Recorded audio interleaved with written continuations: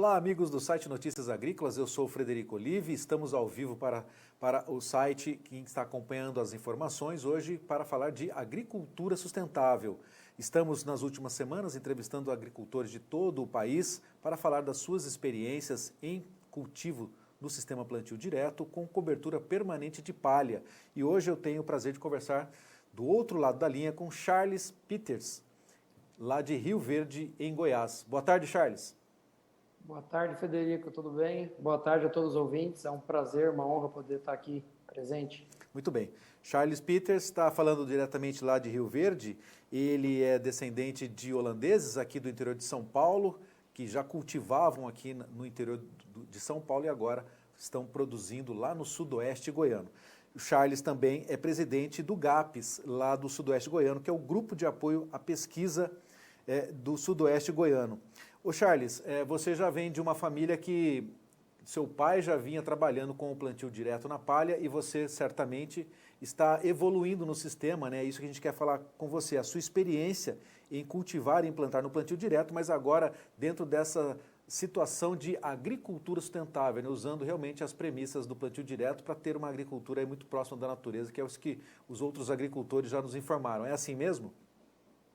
Sem dúvida, é muito prazeroso, é muito bom falar desse assunto. A gente cresceu participando dos encontros de plantio direto aqui em Rio Verde, do Clube Amigos da Terra, na qual meu pai foi presidente. Eu também tive a oportunidade de participar, quando recém cheguei formado na agronomia, e sempre teve presente, né, esse assunto. Meu pai foi um dos pioneiros no sistema plantio direto aqui no início da década de 90, depois no final de 90, com o início da integração lavoura-pecuária, e a gente sempre participou desses eventos do plantio direto no Cerrado, organizados pela Federação Brasileira de Plantio Direto na Palha, os encontros nacionais de plantio direto.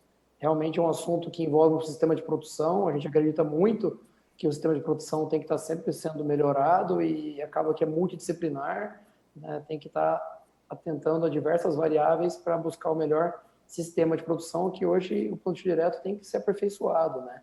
A qualidade da palha, a qualidade da rotação, das plantas de cobertura é o que pode gerar mais resultados no ciclo da produção, seja de soja, milho, safrinha de boi, né, todas as culturas aí que aproveitam do sistema, que no nosso caso aqui é muito diversificado e altamente intensificado também.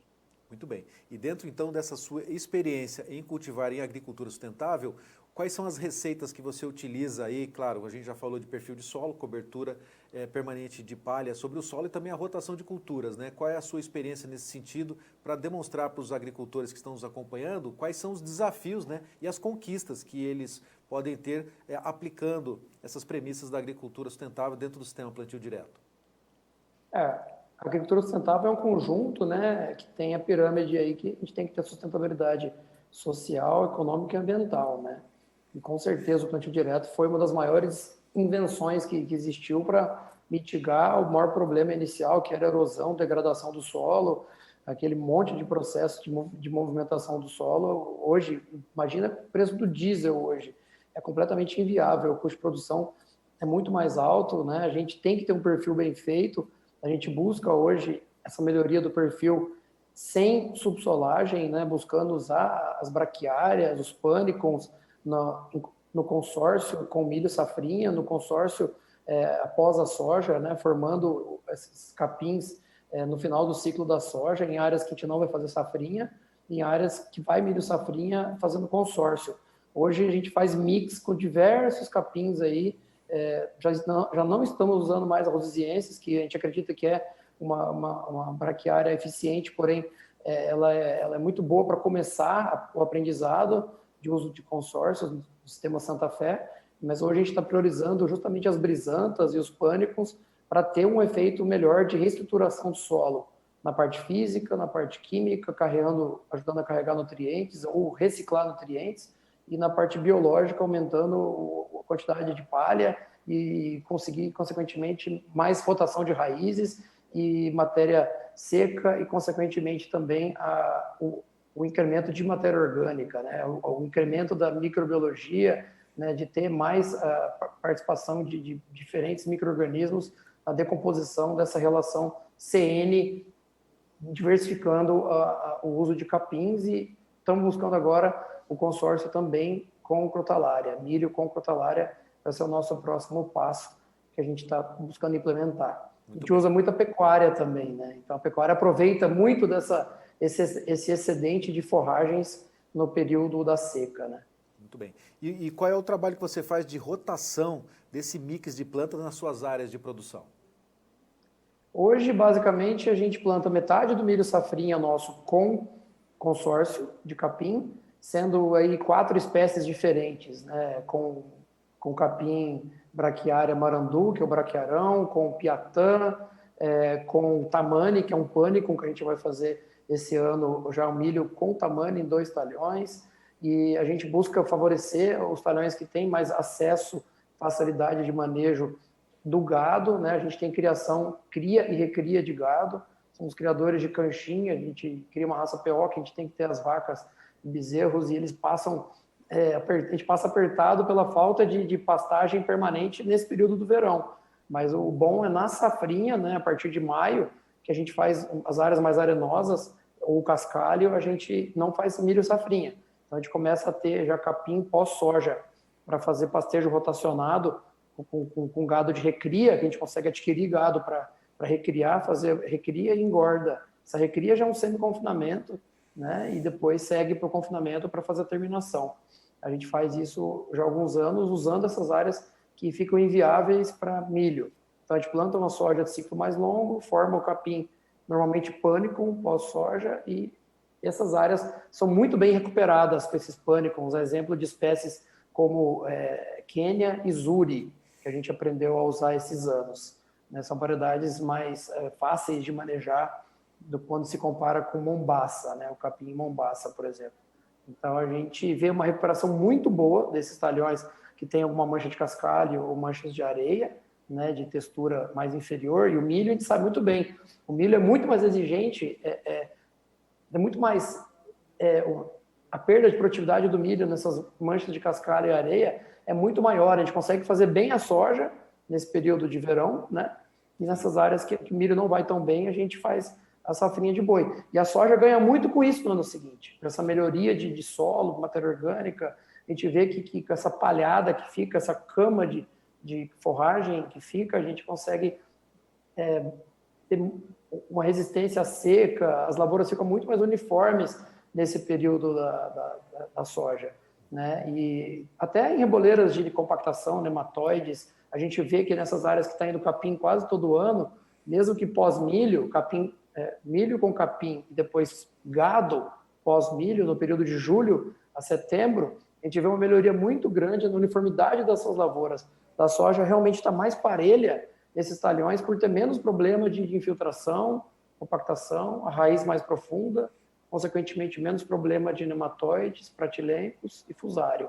A gente consegue observar esse ganho indireto do sistema da soja por estar entrando nessas áreas de consórcio. Então, metade do nosso milho é com capim, nessas opções todas que eu citei, né? E a gente vai rotacionando isso dentro do sistema de produção nosso. Então, todo ano a gente leva em conta para estar contemplando os talhões que não foram contemplados no ano anterior. Muito bem. Né?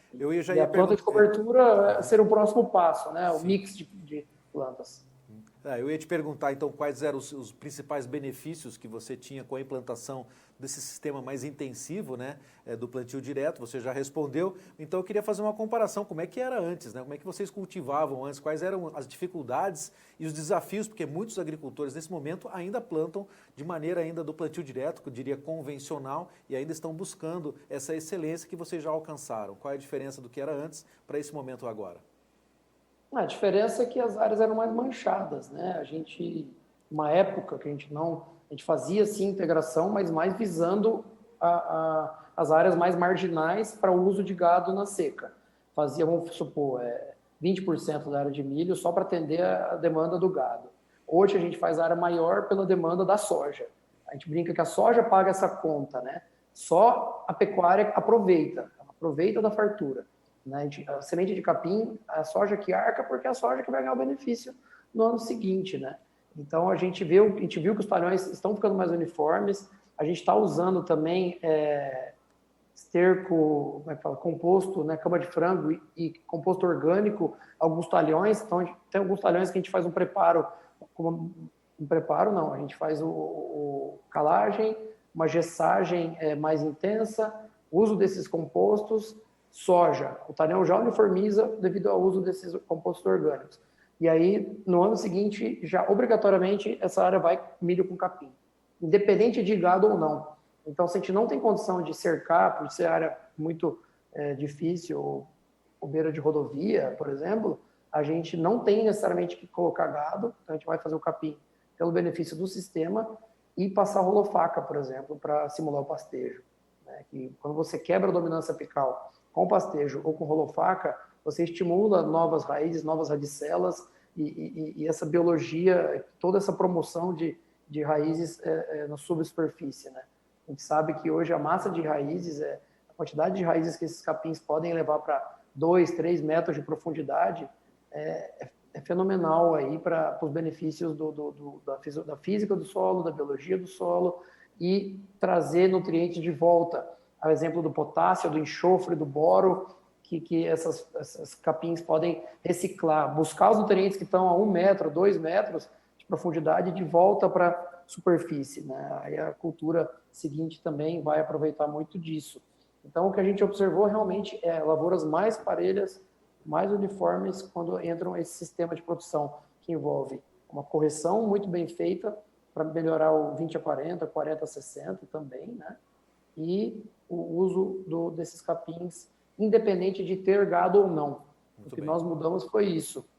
Tá certo. E você já comentou, como é que eu ia perguntar qual é o manejo que você faz dessa palhada para que depois você possa plantar a safra seguinte. Você já comentou do rolo faca. Qual é a intensidade do uso do rolo faca para ter essa distribuição homogênea da palha aí sobre o solo? Como é que você tem utilizado esse equipamento aí para auxiliar nesse sistema?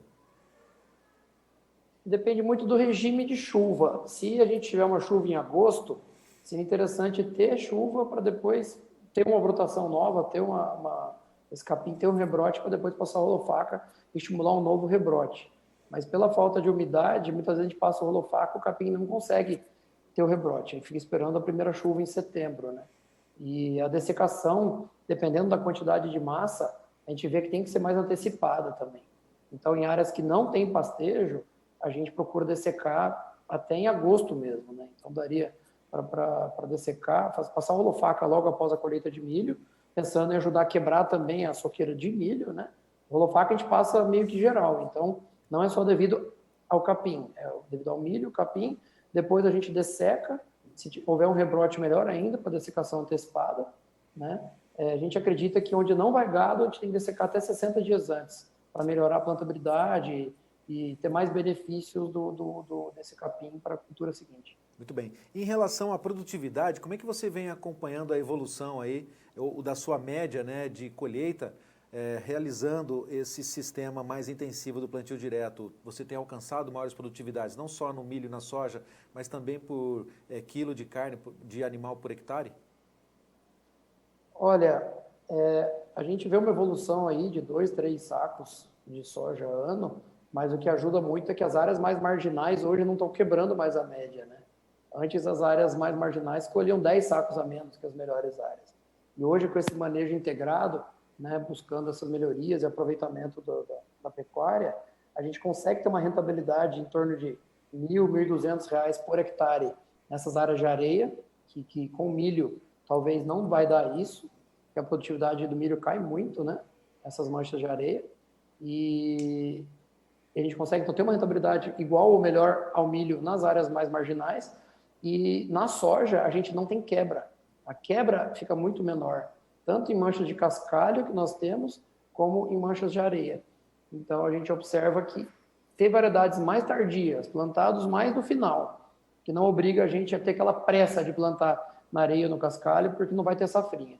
A gente consegue pôr variedade de ciclo médio tardio, e a produtividade nesses talhões pode até ser maior do que nos talhões que estão com mais intensidade, plantando soja mais cedo para fazer milho safrinha. A gente sabe que na região aqui o milho safrinha é uma cultura muito importante, nem pode se falar em safrinha, né? Segunda safra, o investimento é alto, a expectativa de produzir é alto, mas essas áreas marginais quebram a média do milho, e se a soja for feita pensando no milho, vai quebrar a média a soja vai quebrar a média nesses talhões também. Então a gente conseguiu melhorar nossa média em função da elevação dessa média nas áreas marginais, devido a esse sistema que eu defendo muito. E para os animais também, você conseguiu um aumento de peso por hectare, por animal ano? Sim, sim. A gente, na recria do gado que a gente compra para recriar, a gente tem feito 4 meses de recria no semi-confinamento, colocando 1% do peso vivo de concentrado. A gente mesmo faz o concentrado na fazenda, né? E a gente, com o capim substituindo a silagem, a gente consegue ter um ganho de quase 1 quilo animal dia em fêmeas, de 0,8 a 1 quilo por animal dia, nesse período do semi-confinamento. E aí um animal que entra aí com 7, 8 arrobas, vai sair com 11 arrobas, né, para o confinamento, para depois morrer com 13, 14 arrobas após 60 a 90 dias de confinamento. Então, a gente consegue fechar o ciclo em praticamente um ano, né? A gente compra o gado em abril, maio, fecha de maio a setembro, depois até dezembro esse animal morre com 12 arrobas, 13 arrobas. Fêmea. A gente prefere comprar fêmea pela facilidade de fechar o ciclo mais rápido, né? Para o abate, poder matar animal de 12, 13, 14 arrobas, né? No caso de macho, a gente sabe que tem que ser mínimo 15 arrobas. Quer dizer, um benefício que traz em aumento de produtividade. E é possível também dizer que os benefícios da agricultura sustentável que você pratica na sua fazenda é também de trazer uma redução nos custos de produção, já que essa palhada vai diminuir a incidência aí de ervas e também de insetos, quer dizer, o combate às pragas e doenças também traz uma redução nos custos de defensivos e por aí? Sem dúvida, a gente tem visto as doenças que vêm do solo no início estão sendo menos problemáticas, né? Aquelas doenças que pegam os oportunistas, né? A gente vê a questão do mofo branco. Nossa região tem muito mofo branco e o mofo branco esse ano foi muito tranquilo. Com certeza a cobertura ajuda a mitigar esses esporos do mofo branco serem não permite que esses esporos subam até a parte aérea da planta, né? E com relação ao controle de plantas daninhas também, com certeza. A gente tem usado a cada ano doses menores de glifosato, tanto na dessecação como no pós-emergente, tem diminuído o uso do glifosato em função de ter as áreas mais limpas. A gente vê esse benefício, com certeza. Muito bem. Bom, você é presidente, então, do GAPS, aí do Sudoeste Goiano, o Grupo de Apoio à Pesquisa.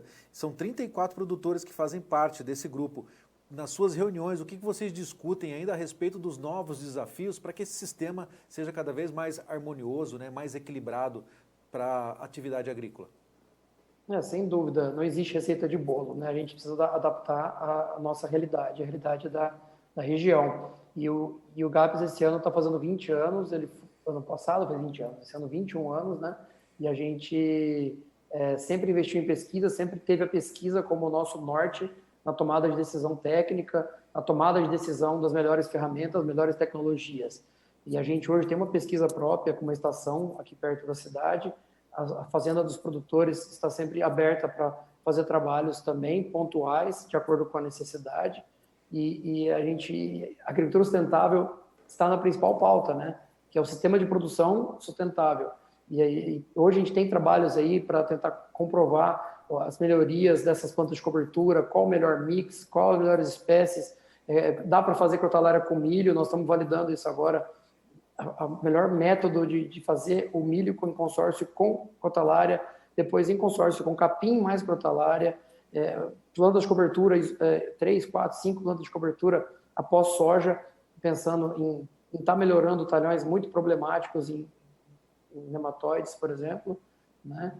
E a gente tem visto muito ganho com essas novas tecnologias. Estamos fazendo trabalhos também em nível de sistema de produção, quanto à adubação de sistemas, adubação de quais os melhores métodos para o sistema soja-milho, a questão do pó de rocha, temos trabalhos do cama de frango, composto orgânico, a compostagem é uma coisa que está crescendo muito na região, então a gente quer entender melhor qual o papel desse composto. A gente acredita que não é tanto só com os nutrientes, e sim com o restante de carbono orgânico, ácidos fúlvicos, úmicos, ativação de bactérias, esse papel de realmente bioativar o solo e as plantas de cobertura ajudarem nessa bioativação, né? Tá usando cada vez insumos mais benéficos, né? Menos agressivos para o sistema de produção. Então, o GAP está pesquisando todas essas linhas de trabalho, né, para mitigar esses problemas que a gente tem que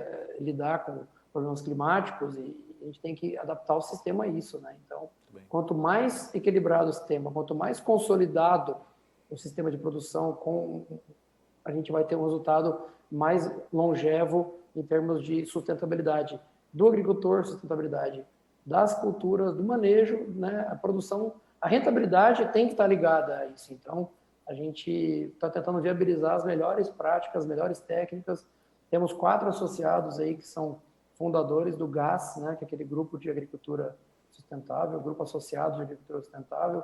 Estamos fazendo um evento em conjunto com o GAS esse ano também. O GAS Goiás está promovendo um evento em março, que o GAS está sendo co-realizador junto com o GAS, e a equipe nossa de pesquisa está sempre em cima de todas essas demandas, buscando os anseios, as necessidades que o agricultor tem.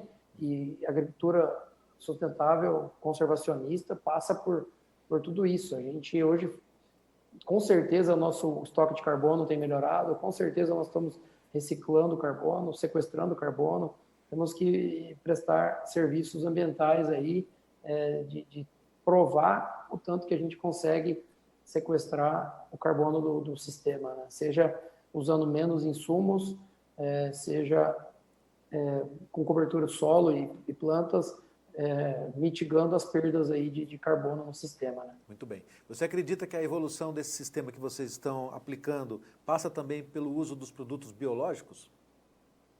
Sem dúvida, muito bem lembrado. A gente está, sim, aumentando a cada ano o uso de produtos biológicos. No suco de plantio, tanto na soja como no milho, a gente já vem utilizando diversas espécies de biológicos no suco, entre inoculantes, bactérias e fungos. No milho, está aumentando a cada ano esse ganho que a gente tem visto dos biológicos no suco. Então, todos os químicos, né, defensivos vão na semente, no tratamento da semente industrial da soja e do milho, e todos os biológicos, para não ter problema dos químicos contaminarem ou matarem esses fungos e bactérias, a gente está fazendo no suco de plantio. E validando as misturas também. O que pode misturar com o que pode competir, né? Fazer isso da forma que menos tenha perdas do ambiente, né? Muito bem. Aproveitamento melhor desses biológicos. Muito bom.